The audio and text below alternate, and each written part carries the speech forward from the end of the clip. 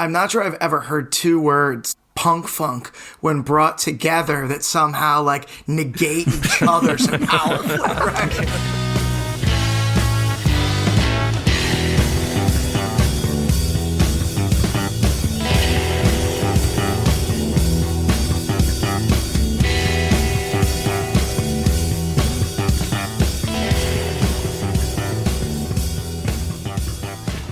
Hello and welcome to another episode of 1001 Album Complaints. My name is Rob. This is the podcast where five musicians are going to break down a classic album from Robert Dimery's list of 1001 albums you must hear before you die. This week we've been listening to the Red Hot Chili Peppers' Blood Sugar Sex Magik.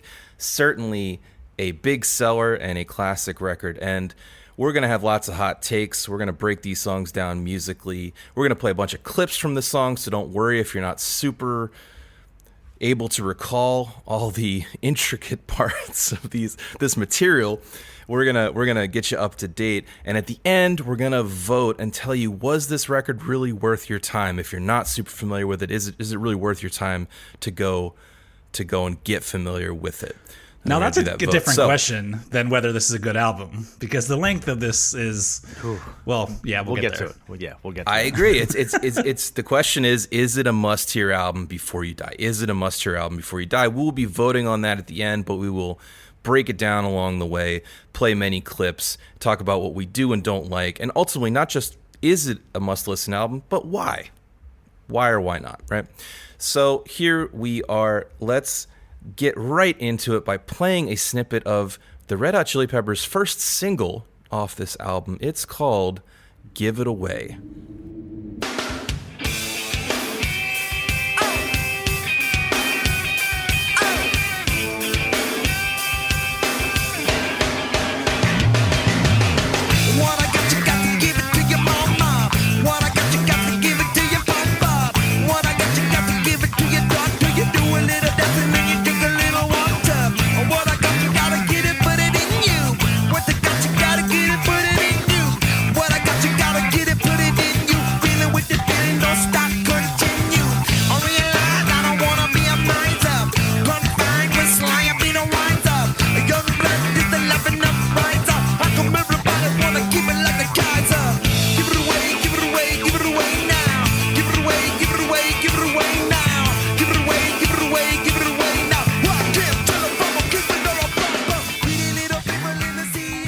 Now that we've played that lovely snippet of music that I'm sure you've all heard before because it's been forced into our ear holes in many TGI Fridays throughout the land, I'm going to go around the room and by way of introducing everyone who's here in the studio today, and I'd like them each to introduce themselves and offer a quick tweet-length review of the album. What was your week like? We're going to start with Tom. All right. Thanks, everybody. This is Tom. Inclusion is very important in art. I think that it was particularly brave of the Red Hot Chili Peppers to have someone who has clearly recently suffered a debilitating stroke and is suffering some form of aphasia be the main lyricist and frontman. It's really inspiring and brave.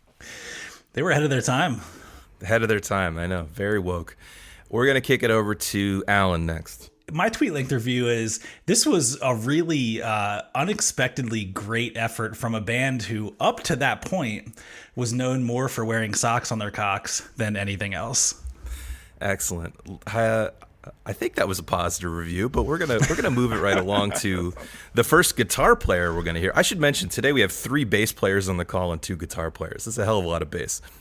But we're gonna throw it back over to the first guitar player on the call, Phil. Hey guys, it's Phil. I'm back, and my feelings, listening back to this record this week were, if you like generational bass playing, downhill, late Zeppelin, Bonham plays funk rock drums, out-of-tune vocals, milquetoast shirtless, heroin chic, dime a dozen Hendrix licks, then Blood Sugar Sex Magik is the 1 hot minute and 1 hour and 16 more minutes for you. Yes, indeed. Well, you know what? We've got some hot takes flying already. Luckily, we've recruited a defender for the album, a lifelong Red Hot Chili Peppers fan and special guest of the podcast, Matt. My tweet length review would be the quintessential funk punk album. The only problem is that funk punk genre is just absolutely terrible. So I can agree with both of those statements, by the way. I think you nailed them. Funk punk is terrible. Yes. I think as soon as someone said the words funk punk, they should have known it was pretty bad. I mean, it's funny because I watched, there was a documentary to prepare for this. I watched this documentary. This is the record where Flea backed off on the slap and pop. He actually talks about it. He actually talks about that's like a bassist, and this was an important record for me whenever I was in high school. Somehow I liked it. He actually says oh yeah, I was sort of known for this really athletic slapping and popping, and I was just I don't want to be that guy. Man, you should have done more of it. This record. One of my initial sort of reactions upon listening to this again, this was also a seminal record for me. I probably listened to this album more as a teenager than any other album, period. And I love the fact that Flea, everyone knows him for the slap and pop, but he doesn't really do any of that on this album. And I think it works really well. Yeah, I got to say, one of my notes is that Flea in previous efforts had been kind of playing at the top of his ability, punching above his weight. And he's punching below his weight on this one, but that's a positive thing. It's he's beating up 12-year-olds. He's just owning this left and right. And I really dig it. He's so in control the whole time. All right. I want to get into some of the background of the record, but first I want to introduce myself and read you the tweet that I wrote. This is Rob here, and I wrote about Blood Sugar Sex Magik. When you listen to Blood Sugar Sex Magik, you're probably picturing a merry band of morons farting on each other and drawing dicks everywhere, while occasionally spouting junky philosophy about the healing power of music. Well, guess what? You nailed it. Wait, are you referring to that scene in the documentary where it was very Lebowski-esque, where I think it was Frusicante, where they show his notepad and it's just a dick that he's drawing? Yeah. Yeah, they made it, as Matt alluded to, they made a documentary, or they had a friend make a documentary while they were making this record. So let's talk about the making of this record, because I almost think the mythos of how this was made is in a way more important than what came out of it, showing my hand a little bit. But it was recorded in May and June of 1991 at a large house in the Hollywood Hills, which is now owned by Rick Rubin, but I believe at the time he was renting it, and they dubbed it The Mansion. And the idea was, and this mansion was once owned by Errol Flynn. There's a lot of rumors floating around about this mansion, about it being haunted, about Harry Houdini living there. Probably none of those things are true. Jimi Hendrix apparently sucked a dick there. I don't. Okay. I don't. That's what they said. That's what they said in the documentary. Well, there's sages and poets, Matt. So obviously everything they say is correct. No, they're poets and prophets. All right, sorry. I'll stop. So I can't tell if they're kingpins or paupers, actually. It's confusing. Anyway, this is the 5th album by the Red Hot Chili Peppers. And at this point, they had, hard to believe, but they had already kind of been through the ringer as a band. They started back in 1983, and they somehow got a record contract, and they made some records, and then their guitar player died of a heroin overdose, Hillel Slovak. He was he was a founding member of the group, and he was also kind of a spiritual leader of the group. It really bummed everyone out, and so that caused the drummer also to leave. Notably, that original drummer, Jack Irons, then had an opportunity to join Pearl Jam and passed. But the good news is he stayed friends. Oh, he passed? He stayed friends with Pearl. He passed on joining Pearl Jam. Damn. I looked up at one point the net worth of the members of Pearl Jam, and I think the drummer for Pearl Jam is worth $120 million or something like that. This guy must be kicking himself. That's a lot of heroin to buy for $120 million. He could have been the drummer when he basically got invited to be the drummer when they were still called Mookie Blaylock. He passed, but he did connect them initially with Eddie Vedder, so he kind of stayed friends with the band. He ended up playing on the Yield album, I believe it was. So later in the career. So I'm sure he made some money ultimately. But anyway, do you guys want to hear? Do you want to hear some other drummer trivia? Sure. Chevy Chase was the original drummer in Steely Dan. Oh, please, Matt, come on. What the fuck are you bringing to the table here? Please. I actually didn't know that. You didn't know that, Alan? Come on.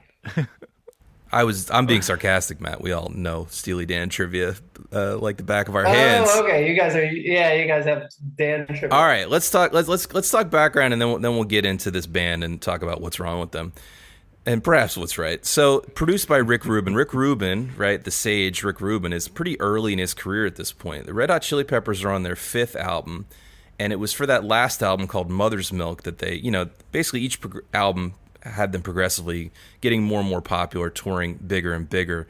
And John Frusciante, the guitar player on this record, and Chad Smith had been in the band for a total of 1 album. So they basically made 3 records with the original lineup. The guy dies of a heroin overdose tragically at I think like 28, and they decide to continue on and recruit John Frusciante and Chad Smith. Flea and Anthony Kiedis had been friends since high school and farting around LA as AVRATs for a very long time.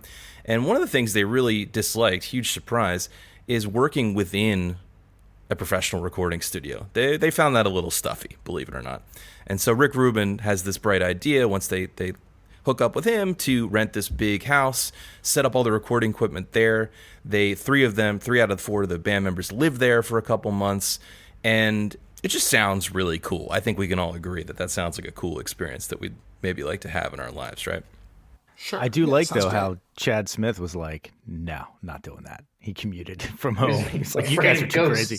I'm not waking up with dick strawn on my face. Come on, guys. Yeah, I'm too old for this shit. Well, so actually interesting. Let's talk about the ages for a second, right? So they had been around for a while. Anthony Kiedis, Flea, and I believe Chad Smith, too, were all kind of like late 20s. But Frusciante is way younger than them. He had been a huge fan of the Chili Peppers in the Freaky Styley days and then joined the band. He's only 20 years old when they go into the studio here. So a few Red Hot Chili Peppers kind of by the numbers things, because this is undeniably a huge band. They're still selling out stadiums probably around the world. This record was released. They're massive. They're massive. They're huge. You're telling me, buddy. So they have sold over 120 million records worldwide. They're one of the best selling bands of all time. They hold the record for most #1 singles on the alternative rock charts and most cumulative weeks at #1. They're currently within the top 150 artists played on Spotify, and that is 39 years after their inception and many decades after they've produced anything of value. I will say, I do find it kind of galling that Californication outsold Blood Sugar Sex Magik, I believe. I'm pretty sure Californication is their best-selling album, which is fucking garbage. Since you asked, Blood Sugar Sex Magik sold 13 million copies, while Californication, released in the late 90s, was a mega hit that sold 16 million albums. So it outsold. What about something like Stadium Arcadium? Do you know about like those ones? They must have gone under Blood Sugar Sex Magik, but they continue to sell tickets. That's for damn sure. Now, Blood Sugar Sex Magik was also released at a very special time in music, we can say, and I think that might have something to do with their impact and their success. It was released on September 24th, 1991, the same exact day as Nevermind and The Low End Theory, and within a few weeks of Pearl Jam's 10, and within a few weeks of Metallica's Black Album. These were big selling records. A lot of killers. These were big selling records. What if I told you I don't really like any of those records? You don't like The Low End Theory? Come on, man. I've never really listened to it, so maybe I do. But, well, we have a podcast about it. You can listen to whether or not it's worth your time. Spoiler alert, the podcast is me shouting at people for not liking it. And is probably longer than the actual album. Yeah. Oh, significantly. So as I mentioned, the background of this band is Flea and Anthony Kiedis meet in high school. They have a shared love of jumping off of apartment building roofs into private pools and of shooting cocaine into their veins, which they dub geezing. Wait. What is geezing? Could you repeat what geezing is? Geezing is shooting shooting a mixture of cocaine and water into your veins. Is this while you're jumping off a roof into a pool, or is that just completely? I think that was one of their main activities until Anthony Kiedis missed the pool and like broke both his ankles horribly. I feel like between this and the Guns N' Roses one we did, I'm learning more about like random drugs from the LA rock scene. Remember Guns N' Roses? They were doing Locker Room. Yes. It was like bathtub amyl nitrate or something. That's a tough call. If somebody's like, "You want to hit this locker room or you want to geese?" Like what are we gonna do here? You don't want to seem like a It's square. a real Sophie's choice. So they originally formed as a one-off for a friend's party and called themselves Tony, Flo, and the Miraculously Majestic Masters of Mayhem. I'm just going to let these facts sit on you. This is back with like Hillel, right? Yes. In like 83. Listen, can we get this out of the way right now? Anthony Kiedis is like, he gets by basically like 60% of the reason he's successful is just bravado. And I can see why he's like got together. And he looks good with no shirt on. He looks good with no shirt on. He's got what the kids would call classic big dick energy. He's just like, I can fucking do anything. Look, I got this gigantic dick, so why the fuck not, right? So I'm sure that they have a party. He gets up there with a badass bass player behind him and just scats a bunch of nonsense, and everybody loves it because they're all, geezing up. And he's just like, oh man, I can do this for a fucking living. This is great. They were pretty geezed. Although the Funky Monks documentary, Anthony Kiedis says, I don't think he can be trusted, guys, but he does say he's been clean for 3 years when they're recording this record. I don't think that could possibly be the case. He definitely later relapsed on heroin. And John Frusciante, as I think we all know, was already spiraling down the drain with heroin. And while on the Blood Sugar Sex Magik tour, as the band got bigger and bigger and bigger, he walked off the stage in Tokyo. And even though he was convinced to finish the show that night, he quit the band and went home the next day to go all the way to rock bottom and lose, I think, all his teeth in the process. Now, he was eventually recruited to rejoin the band for One Californication, but he had kind of a rough go of it. Flea, interestingly, even though he used to shoot coke and do all these other drugs, according to his autobiography, Acid for the Children, has never been addicted. He's kind of like the Axl Rose of the group. He definitely experimented thoroughly, and I think he definitely is the actual leader of the band, but he doesn't ever have, he's never considered himself an addict, and I kind of buy that. There is a great clip of a Saturday Night Live performance of, I believe it's Under the Bridge, where John Frusciante is so yeeted out on heroin. It is ridiculous. He's so effed up and he plays so bad. It's really something to behold. I would recommend, if you haven't seen that, go find that That's clip. a really, really tough performance. It's tough. It's really, really raw. There was a documentary video that came out. I think it was filmed in Europe somewhere, like Amsterdam, I don't know. But where Frusciante is just like strung out. Have you guys seen this video? I mean, he looks... I've seen that. He's like in the throes of it, and it's bad. He's in bad shape.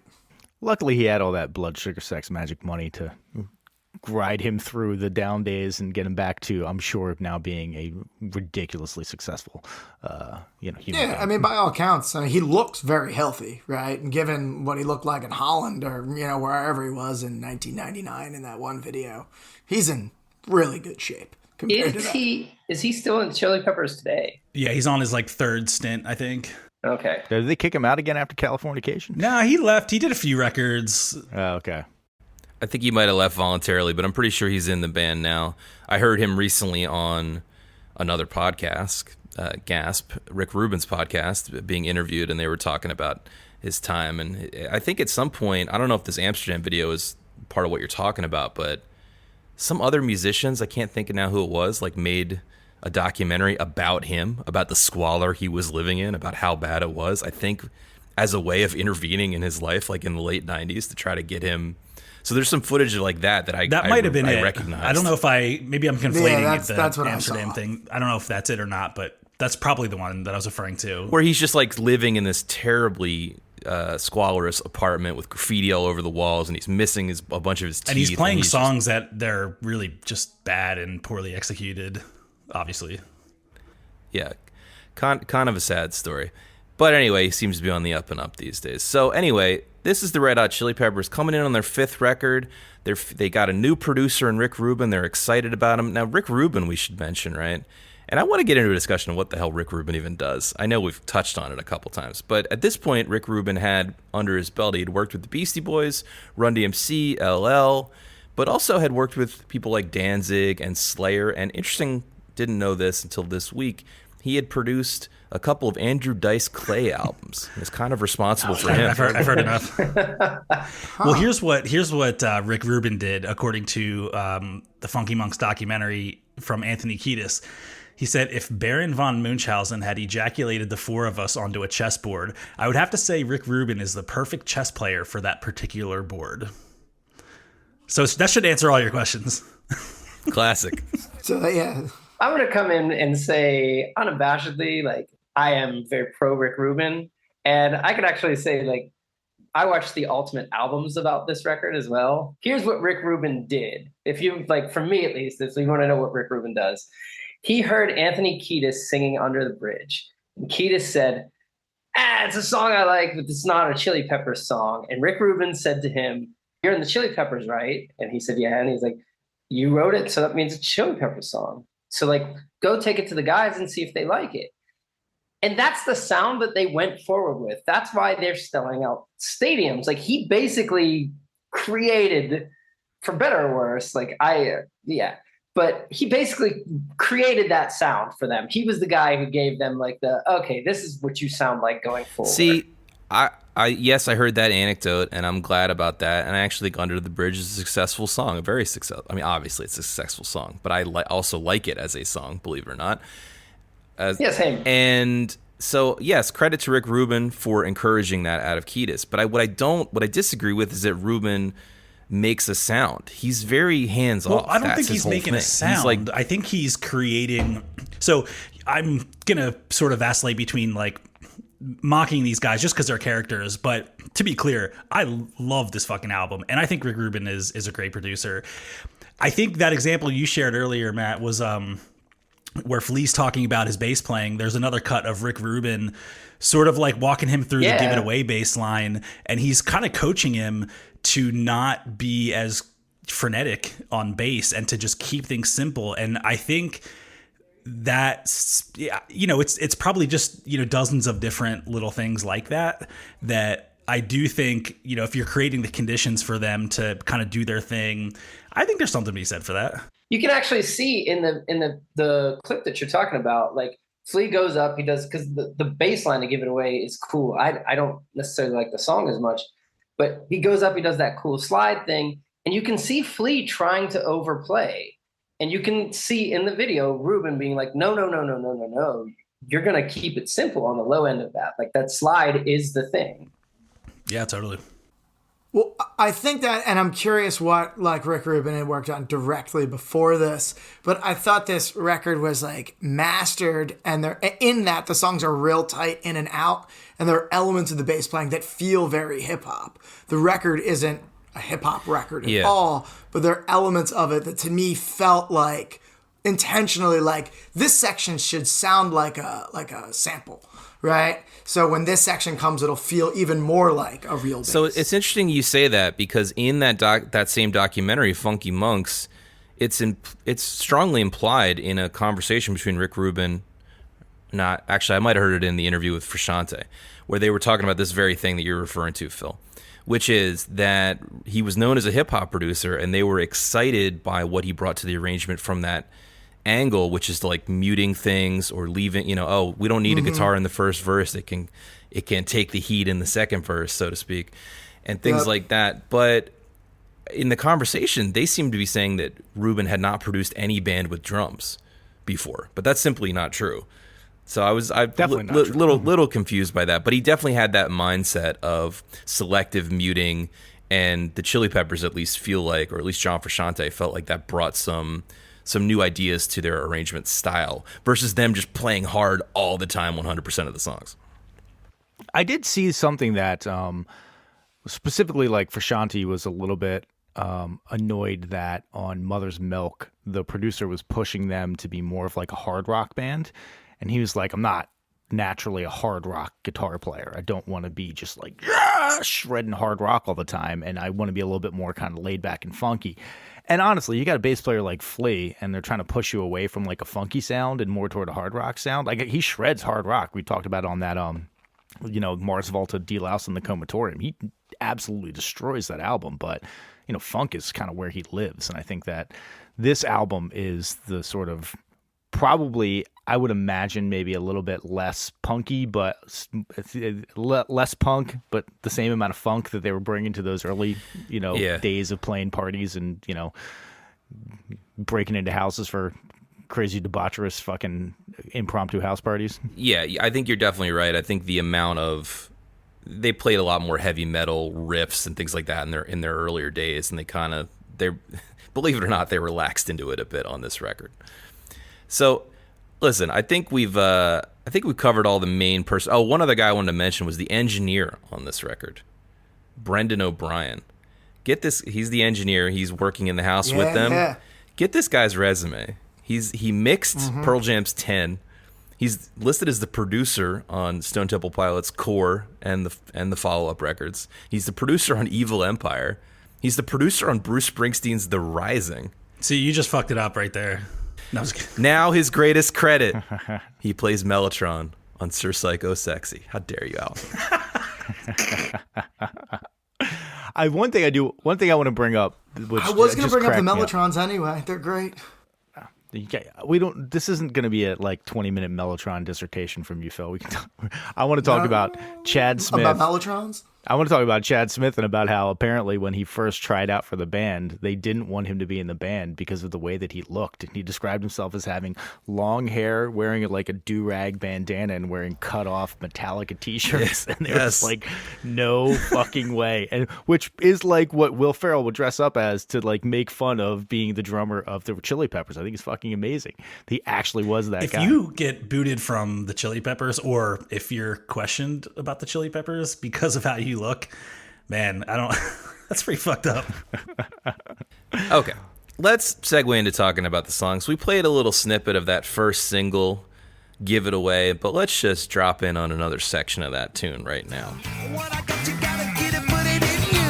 What I got, you gotta get it, put it in you. What I got, you gotta get it, put it in you. Dealing with the feeling, don't stop, continue. I realize I don't wanna be a miser. Gunfight with Sly, I be the wiser. Just break with the loving up, rise up. Up from everybody, wanna keep it like the Kaiser. Give it away, give it away, give it away now. Give it away, give it away, give it away now.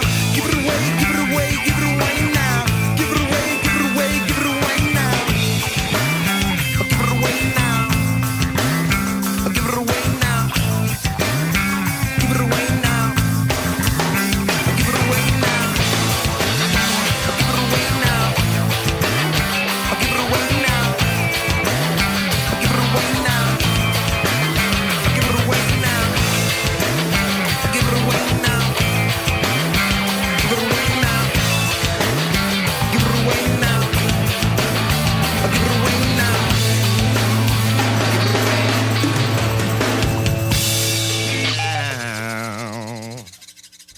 So we've sort of been talking around it. This was a big hit for them. It wasn't the biggest hit. It was the first single. I feel that it answers the question, do you need to write a melody to have a hit song, or is it okay to literally have one note repeated for 3 minutes? I've always wondered about that.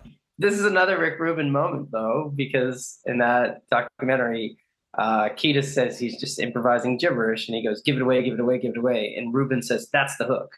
Just go, give it away, give it away. And he's like, whatever else you do, you got to keep that part. I just wish Rubin was there coaching Kiedis through all his lyrics then, because the rest of it is actually gibberish. Kiedis has said on this album that he was writing the lyrics, quote unquote, writing the lyrics as he's walking up to the microphone to record the take. He was just like, I got some kind of ideas and I'm just gonna, see what comes.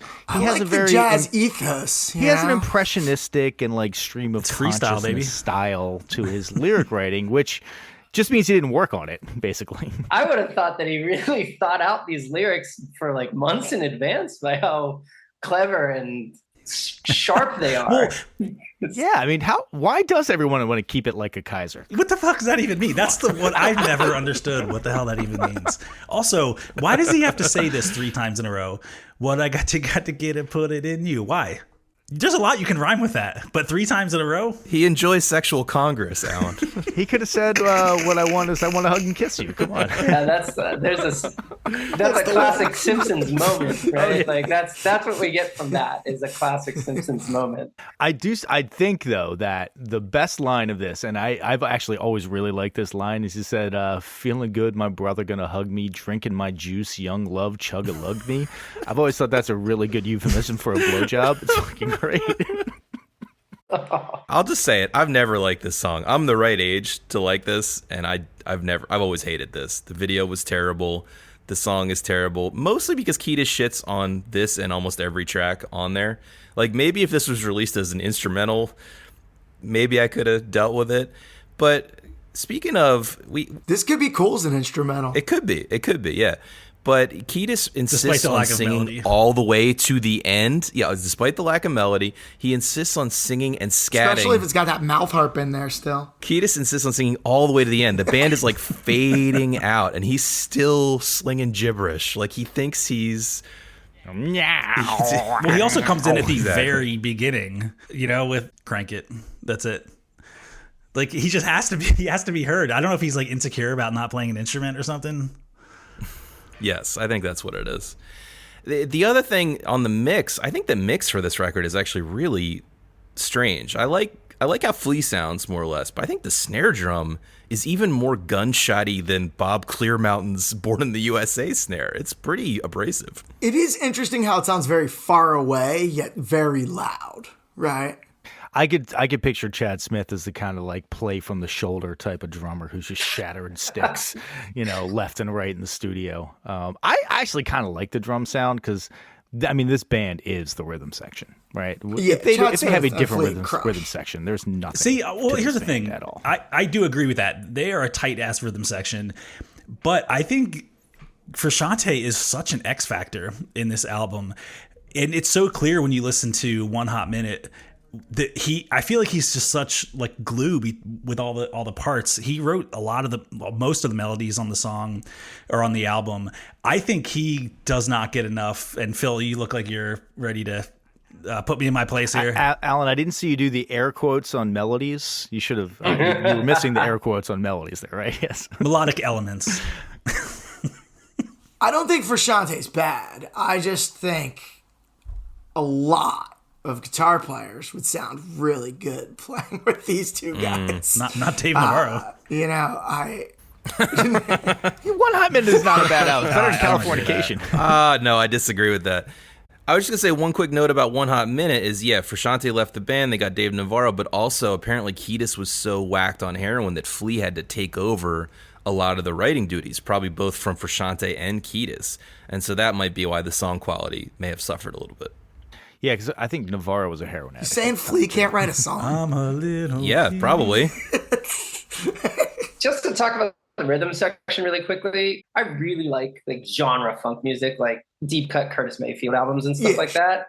And so what I feel like is all these guys individually are very good and they've got good chemistry together. But if you listen to a Parliament Funkadelic record, there's horns, there's keyboards, there's 10,000 people singing. So George Clinton on any Parliament record is doing a bunch of gibberish stuff as well. Sometimes it's social satire, it's more clever. But when you listen, there's other elements that make it more interesting. And so what I found is Frusciante's guitar parts will capture my ear. He's playing really syncopated. He's doing some really cool stuff. But in the end, I'm just it somehow still sucks to me. I'm just oh, dude, I felt that I wanted him to play less, and I wanted there to be a keyboard or a horn section to Those are some of the tunes I like the best, where you get a little bit of keyboard, like the next song we're going to talk about, Breaking the Girl.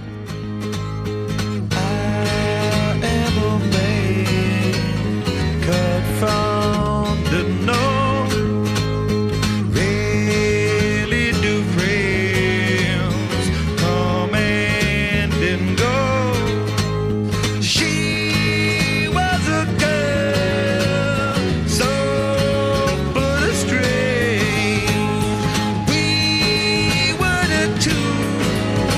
Alive.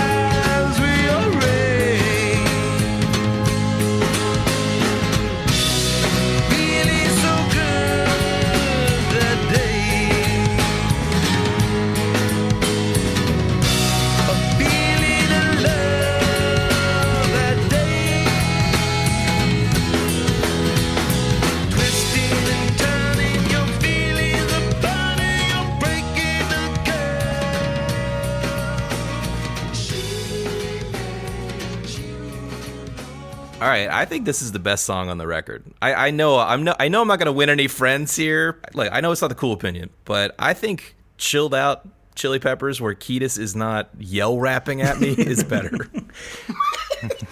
But for me, this is by far the best song on the record. This is the one that I remembered liking the most, even like, because I went through a period where I really liked this record and then sort of like didn't, and like violently rejected it. But even whenever I was like in the throes of being like, no, they're terrible, this song was always good to me. It's got the cool percussion breakdown at the end. It's in 3 or 6. I don't know how you count it, but yeah, I think this song's great. This is, in my opinion, the best bass line on the album, not for its complexity, but because it defines the song in a way that you take out that bass line and it's just a shitty, strummy kind of song about a girl that you have a turbulent relationship with. But you throw in that bouncy bass line, and then I got to give Chad Smith a lot of credit on these drums. The drums that he does, the fills are awesome. And the way that they produced it, where they fade the drums in, you never fade the drums in. The drums are not a fade-in instrument. There may be a fade-out instrument with the rest of the band, but they fade the drums in, and it gives us the sense that like it's just been going on forever in the background, and you're kind of walking by this guy who's doing this crazy drum fill. Very cool. I noted the cool-ass drums as well, and they're kind of mixed down compared to the rest of the record, and instead you get that mellotron in front. That cool keyboard that plays sort of string sounds. The mellotron was the thing that I picked up on this listen that, I didn't remember going into it, right? Was like, the first listen through, I was like, oh, it's just like Led Zeppelin keyboard sound here. And yeah, it really does add like a sort of melancholy maturity, right, to the song that is obviously absent at other times in the record. Well, and it gives it a lot of contrast with the rest of the album. Like, I agree. I think this is like a spectacular song. The funniest part to me about the song, I know I keep referencing the documentary, but there's just so much good stuff on there, is when they're, during the bridge, when they're doing those like heavy percussion hits, they're doing them on like trash can lids or some shit. Kiedis is just pounding quarter notes while Flea and Frusicante are like actually playing the drum beats. Like, they just mixed them out. They're like, no, don't. I gotta say, when I watched that scene in the documentary, I was like, this is gonna sound terrible. But then I went back to the recording and listened a little bit more closely and heard it, and I was like, oh, they actually wrung a kind of a bridge out of just hitting random shit. This works. Yeah, it's cool.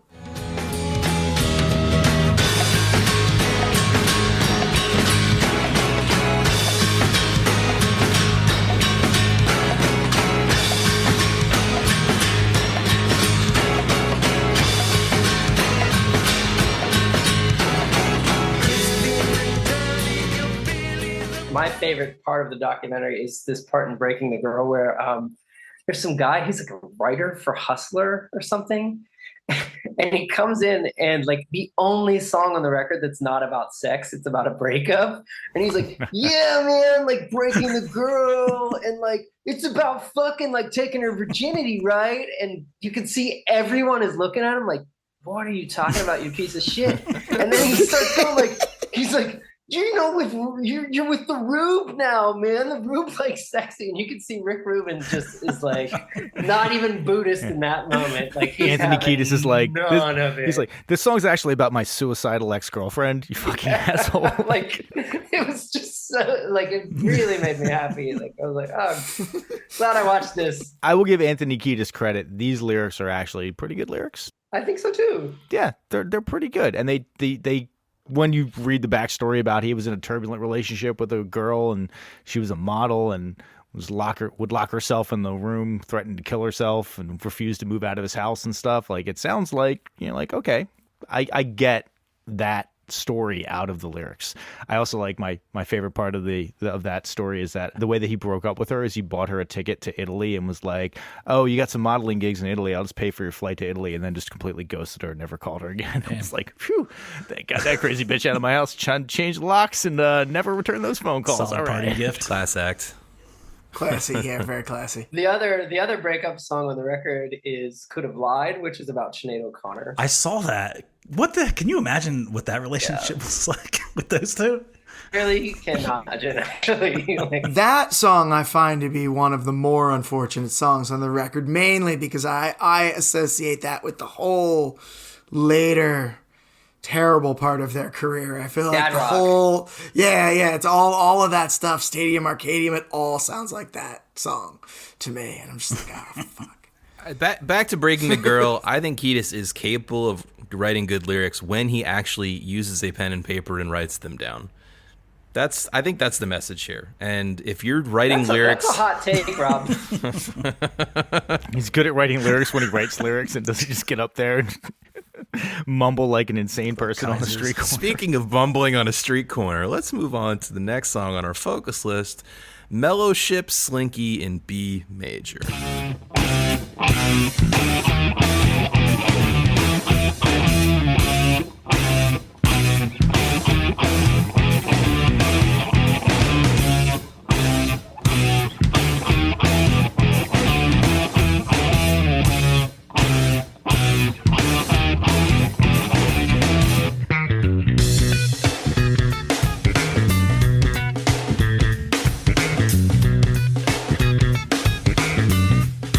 I got a mellow ship, I got a fellowship, I got a non-stop yo swan, yellow chip. Born to adore the big bad bison, a thunderstorms and a man like Tyson. Popcorn peanuts, looking at big butts. I know you cannot keep my They didn't even work hard on the title first. This is worse than what was the song on the Clapton album, D minor jam? It's like, Is it? Yeah. Has it ever been cool when you call out the key of your song in the song title? Does that ever work? unless it's the key of life, and No. then that's kind of cool. I fucking love this song, by the way. This song What? is terrible, and I love it. I know. I recognize that it is bad, but like Flea's bass sounds like he's using like fucking super balls for strings. The tone on his bass is so amazing, and it is so fun to play this song that I have a soft spot in my heart for this song from learning it as like a teenager and being like, oh I my do God, remember this is so hearing fucking you fun to play. talk up this bass line back in the day, and it is a sick bass line, but it's kind of a terrible song. Listen, I'm not saying it's a good song. I'm saying I like it. It starts promising, I think. I like how it starts, but by the time Kiedis is yelling at you, good God, I'm racking my brain now, and talking about reading Yeah, Bukowski, you got 4 minutes left at That's, that point too. yeah. You know? I'm checked out. I like how, by the way, he changes the lyrics in all of the I guess it's only like 2 choruses that he does, but the one that he keeps is "Good God, where's my sleigh now?" What the hell does that mean? What the fuck are you talking about? I can't figure out any connection to any other part of the song, but I will point out something here. This is the first instance of backups on this album occurs on this song. There's no backup lyrics on this album, no backup vocals until you get to this song. And the line that they choose to introduce backup vocals is "Do the dog with Isabella." Which is basically talking about pink umbrella. I do the dog with Isabella. I'm so loveless with an artist imagination. He is smarter, a rubber brilliant stroke and splatter. I attest to your play matter. For me, this song's appalling, but the only part that I like, appalling. The only part that I like is that background vocal thing, and that was what made me like contextualize George Clinton. Is like there's so Yeah, for many, 1 second it feels like a George Clinton song. yeah, there's so many voices in a P-Funk song, and it was like, oh, okay, this is why it works for them and doesn't work for virtually anyone else. It's just like, I mean, dude, this song is really one of the worst songs I've ever heard. Like, it's so bad. I will tell you, I also am a huge fan of that Starship song, Nothing's Gonna Stop Us Now. So I'm not saying I have particularly good taste in music. Some things just get in there and you have a soft spot for them, and I can't help it. I like it. I like it. I will admit all the lyrics are terrible. Yeah, when he name checks, he says, "I read Bukowski." It's like, yeah, we fucking could have guessed that. Just to talk about Flea's bass playing on this song and on the other songs, for me, there's like, he's got that super active bass, like the pickups are super hot and everything. And it sounds like he's slapping even when he's not slapping to me. It's like digging in real hard. Exactly. He's digging in and the pickups are hot. And it's like, those that sound has not aged well for me. And like, that's not sort of the sound of contemporary funk bass. Like most people were sort of going with that Joe Dart kind of sound. But yeah, it's just like, I don't even really like the sound of the bass on this one. Well, I think that's why he switched to, I know he was playing like a jazz bass for a while, like later on. All right, now we're going to get into the bass corner of the segment, folks. Yeah, finally. But yeah, that was like the Music Man, I think, that was like real out front. Not my favorite of his tones either, but I do think it's a cool bass line, in and of itself. But I like the tone because it doesn't sound like most super funk bass that you would hear, and that I feel like that gives it a little bit of difference. It's really bright, like the brightness on it is fantastic. It almost sounds like there's like a bed of auto wah very subtly underneath it, but it's just that he's digging in on those strings really hard and you're getting that little variance in the note because of how hard he's pulling on it. So I think, technique wise, I think it's a great bass line. Again, super fun to play. If any of you guys have some time after this and you want to just pick it up and start playing that, it's just fun to play. It's bouncy and you can all go to hell. We're going to move it right along to the mega hit set the next 30 years of the Chili Peppers in motion. What do y'all think about this one? Classic. I mean, this is a great song. It's very unlike anything else that I think they had done up until that point, which, to your point, Matt, was why he was kind of hesitant to show it to the band. I really like what Flea does on this song. Like the way he just outlines the chords in a cool way, especially in the outro where he's playing just with Frusicante and they're kind of playing off each other. It's really tasty, but in a way that, like, if you're not listening for it, you might not even really notice the bass in this song. But I think it's great. I think, again, I'm going to defend Frusicante. I think he plays some really cool shit on here. I mean, I don't know. What's not to like? This song's great. This song's great. I mean, to say something good about the guitar, I mean, it's an iconic intro.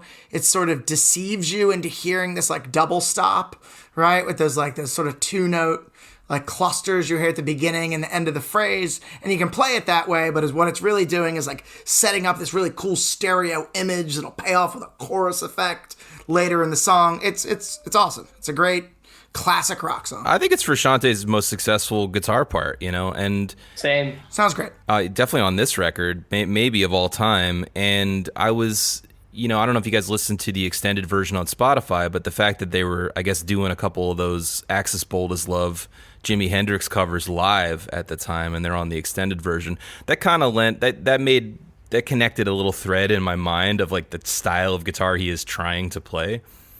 He's not doing it as well as Jimi Hendrix, but it made sense of like why he's writing parts like that. Are you telling me that there's a longer version of this album? Oh my God. We haven't even talked about the length. How the hell did they make a 120-minute album? It is exactly 8 minutes short of The Wall. It is exactly 8 minutes short of The Wall, which is so long. I have a question. So long. I have a question for you guys. Okay, so Rob and I have talked off air about like the CD era. For me, like it's the worst era. It's the worst format because everyone felt like you had to fill at least an hour or whatever it was. Whereas like on a vinyl record, you got 44 minutes. And like one of the thoughts that I had is like, if we cut, different Kiedis gibberish, if we cut intros, outros, if we cut songs like Mellowship, and like, are there 44 good minutes of music on this record? That's like that becomes like sort of interesting to me because I don't hate every song, right? And I don't hate every part of every song. I hate so much of this record, but I don't hate every part. There's a different way to look at that they could have made. Basically, this is like the length of 2 Weezer albums. Like, I think this is like the Blue album and Pinkerton put together, smashed up, or about this long. They could have just made 2 albums, and Frusciante could have ridden that heroin high for like another couple here's what's more years. crazy about that. To worry about producing some stuff. Sorry, the craziest thing is that they still left the best song off the album. Soul to Squeeze. Right? That's exactly what I was going to get to. Absolutely Like, the best song. How do they go through this song list and just leave that on the table like it's some throwaway like B-side? They already had a ballad. I think that they were like, we already have Under the Bridge, and so we don't need Soul and to Breaking Squeeze. the Girl. Yeah, they were scared. Yeah. But yeah, let's drop in a little bit of Soul to Squeeze, which made it onto the Coneheads soundtrack. I got a bad disease. Far from my brain is where I bleed. Insanity, it seems, it's got me by my soul to squeeze. Well, all the love from me, with all the dying trees I scream. The angels in my dream, yeah, it turned to demons of greed. That's me. Where I go, I just don't know. I got to take. I want to talk about the music video for the song. Iconic music video from the 90s. I loved that music video so much. Apparently Gus Van Sant was the guy who made the music video. He also did all of the art direction for this album. And apparently Gus Van Sant's whole thing is that Anthony Kiedis just has to wear the least amount of shirts possible. Like there's I was gonna say they had a big budget for the record, but not enough for shirts for anyone in the band. Yeah. There's a in the liner notes, there's just a picture of all of the tattoos that the band members have. Like it's like they're getting intaked into like LA County jail and they have to take pictures of their tattoos to see if there's any like gang affiliations or something like that. But if you haven't watched the music video recently, you got to go back and watch it. It's fantastic because it starts off with John Frusciante, who's wearing the most amount of clothes possible. He has a long sleeve shirt on, long pants, and a hat that also covers part of his face. And then you got Anthony Kiedis with like no shirt in a purple light, just kind of doing this like hand wavy. He looks a lot thing. like Glenn Danzig in that video. I feel like, speaking of Danzig, Yeah, Yeah. Except definitely handsomer than Danzig, right? Yeah, and taller too. And then my favorite part of the video, and I had not even noticed this watching it all the time as I did as a child, that at various points they just kind of have this like double exposure of Flea in the background doing like an interpretive dance with the bass, where he's kind of not playing, he's just sort of doing these weird like hands like steppy weird it's utterly bizarre. Go back and watch it. It's quite hilarious. I love that music video. What is a Gus Van Sant film? Because I remember watching Gus Van Sant films whenever I was in college and being like, "Oh, these suck." He did Good Will Hunting. Good Will Hunting, yeah, that's the big one. I was gonna say he remade Psycho as like a shot-for-shot remake. I remember that about him. He did my own Private Idaho. That was pretty good. There was some movie that was black and white. I thought that was him. It was about school shootings or something. It was terrible. I didn't see that one. It sounds like a real upper. Speaking of terrible things, let's move on to the back half of this record and the song Sir Psycho Sexy.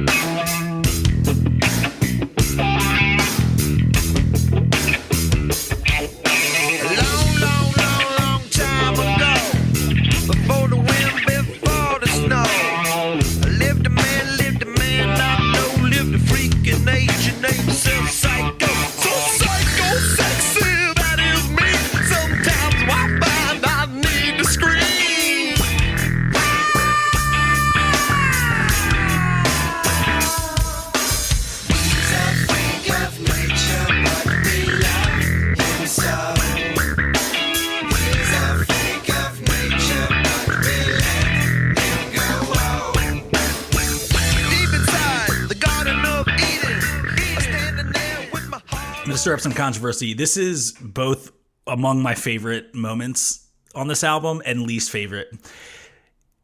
If you take away the words, which I really wish they had done, this is instrumentally a great song. I think so. I think the bridge is cool. I think it's a really nice, groovy, envelope filtery kind of bass line. The outro to me is awesome. And I think it is a little bit long, but I think it feels like kind of a nice little epic. But the fucking lyrics, why? My note on this is that this song is endearingly dumb, and that is like the sweet spot for the Chili Peppers. Just endearingly stupid. I wrote marimba at 318 can't save you, Red Hot Chili Peppers.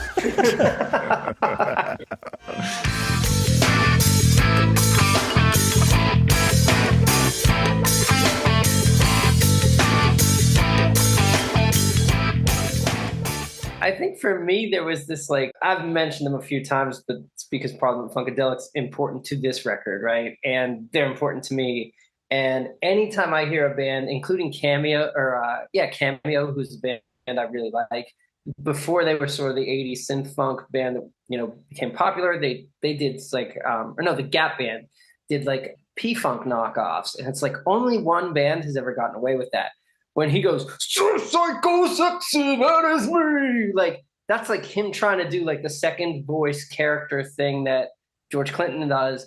And it fails so miserably. There's a moment in the documentary where you can see him recording that. And like, but you can't hear this sound. It's just him because he's wearing like headphones. My brother was walking through and like stopped. And then like we made eye contact and then both just started cracking up like, this sounds like shit. Like, because at some point he does like a howl. His enunciations are horrible. God. I find I need to screw. That shit's terrible. And another funny part about that scene is he's singing it and he keeps looking at his lyric sheet as if he's got some kind of like scribe. I liked how the guys were so excited by this song in Funky Mucks. They were saying it was the sexiest piece of music ever recorded. It's funky. And I think the P-Funk analogy is apt, especially with the psycho, like those high falsetto things happening. Yeah. I don't know. I think if you replace the lyrics with something else, and Kiedis in general, frankly, I don't know. I think it's a really good song. And I think it's a good sort of close out to the album, other than they're red hot. You're telling me that deep inside the Garden of Eden, standing there with my heart on bleeding, there's a devil in my dick and some demons in my semen. Good God, no. That was treasonous. It's poetry. Poetry. Well, I don't know where you live.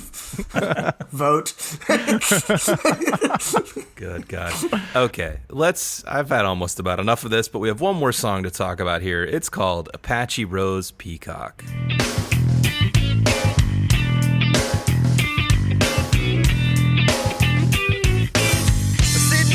A sack of beans, sitting down in the New Orleans. You wouldn't believe what I've seen, sitting on that sack of beans. Lunatics on pogo sticks, another southern fried freak on a crucifix.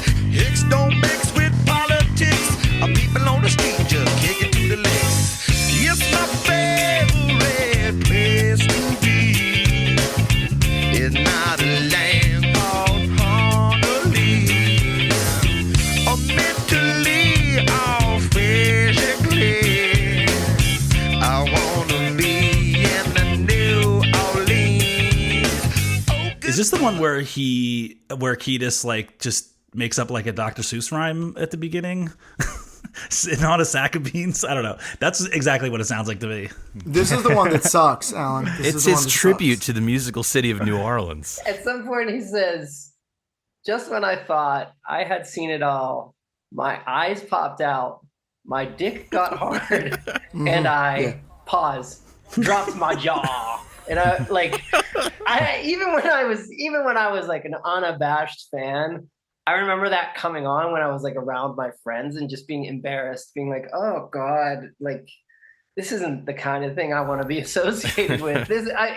I remember a Chili Peppers song that I believe was on the Beavis and Butthead soundtrack, and I just remember there was it built up in that Chili Peppers way and it broke, and then Anthony Kiedis screamed, and I slammed my dick in the dirt, and I always thought it was so strange and similar to this song in that cringy way. It fails on every level. It fails on every single level that you can. I was wondering about this. You guys have listened to a lot more of these 1001 best records. So 2-part question. So far, have you heard a song dumber lyrically than this? Yes. On any of the records. Oh, wow. Undoubtedly. Nana Cherry. Wait, there was also that song Milky Cereal that LL Cool J did where he just starts rattling off like name brand cereals or something. It's really weird. That's the album that Rick Rubin was like, yeah, I know I did Walking with the Panther with you, but I'm not on board for this next one. The second part of that question would have just been, have you heard a worse song? I'm almost curious to find a worse song than this in history. It's up there. It's pretty bad, even in the context of me not liking this record very much. So speaking of Anthony Kiedis' enunciation, I timestamped 44 seconds as his ridiculous line reading of mentally, physically.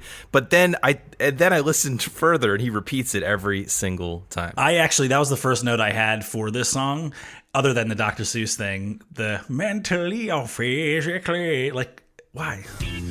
Mentally or physically.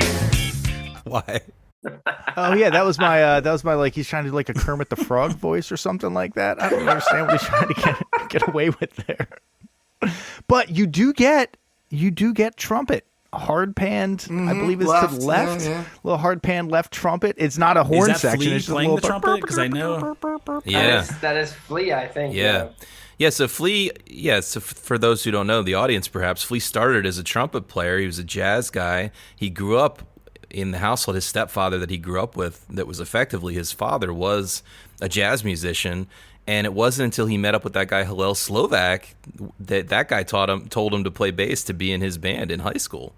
So that's kind of interesting. Flea's stepdad's Miles Davis, right? Maybe a later stepdad. Miles Davis, the trumpeter. I wouldn't be surprised if he claimed that in a fit of hallucination.